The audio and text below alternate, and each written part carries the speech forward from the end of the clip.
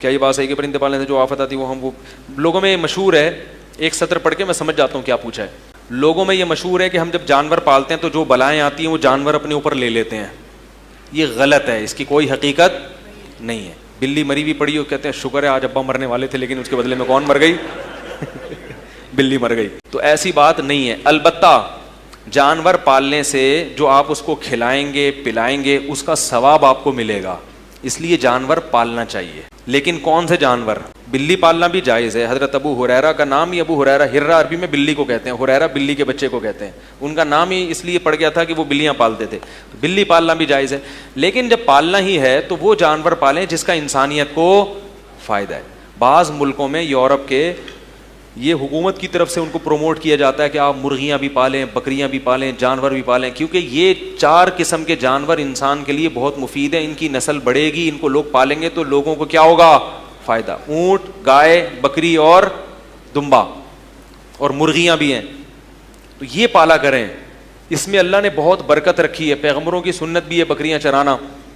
تو بکری پالیں، اس کا دودھ پئیں، دمبی پالیں، اس کا دودھ پئیں، اس سے بچے پیدا ہوں گے، وہ بڑے ہوں گے، گوشت کھائیں یا بیچیں. بکرا آپ لے کے پال لیں، 1 سال کے بعد ایسا خاندانی ایسا مہنگے داموں بکتا ہے جیسے کمیٹی نکل گئی ہو آپ کی. بہت فائدہ ہے اس کا. ہمارے ایک دوست ہیں بقرعید سے 2 دن پہلے بکرے کا بچہ خرید کے پالتے ہیں، اور جب بقرعید کا وقت آتا ہے اسے بیچ کے موٹا تازہ بیل لے کر آتے ہیں.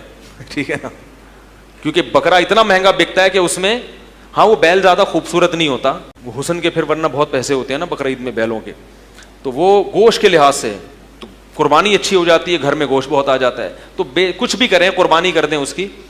اور اس کا جانور پالنے کا ایک فائدہ یہ بھی ہوتا ہے کہ اس سے انسان میں تواضع پیدا ہوتی ہے، تکبر ختم ہوتا ہے. تیسرا فائدہ، ایک تو معاشی لحاظ سے فائدہ، دوسرا تواضع، تیسرا انسان کو ذہنی سکون ملتا ہے.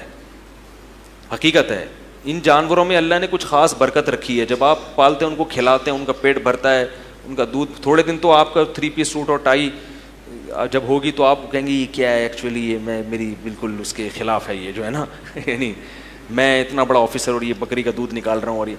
لیکن آپ 1 مہینہ کر کے دیکھیں آپ کو مزہ آئے گا، کیونکہ جو نیچر ہے نا اس کا کوئی آلٹرنیٹ. پتہ ہے جو دماغی مریض ہو جاتے ہیں نا ان کو بعض نفسیاتی ڈاکٹر یہ مشورہ دیتے ہیں کہ آپ بکری پالیں، گائے پالیں، تاکہ آپ کا دماغ ان چیزوں میں لگے اور ٹینشن آپ کی. ورنہ آپ نہیں پالیں گے نا تو کیا ہوگا، سارا دن یار میں کروڑ پیسے کما لوں، میں کیسے امریکہ چلا جاؤں، اسی میں لگا رہتا ہے آدمی اور وہ دماغ آہستہ آہستہ خراب ہو جاتا ہے. تو ذہنی سکون بھی ملتا ہے. پھر بھی کوئی فرض واجب نہیں ہے. بعض لوگوں کو بالکل بھی شوق نہیں ہوتا، وہ بکری آفت بن جاتی ہے ان کے لیے.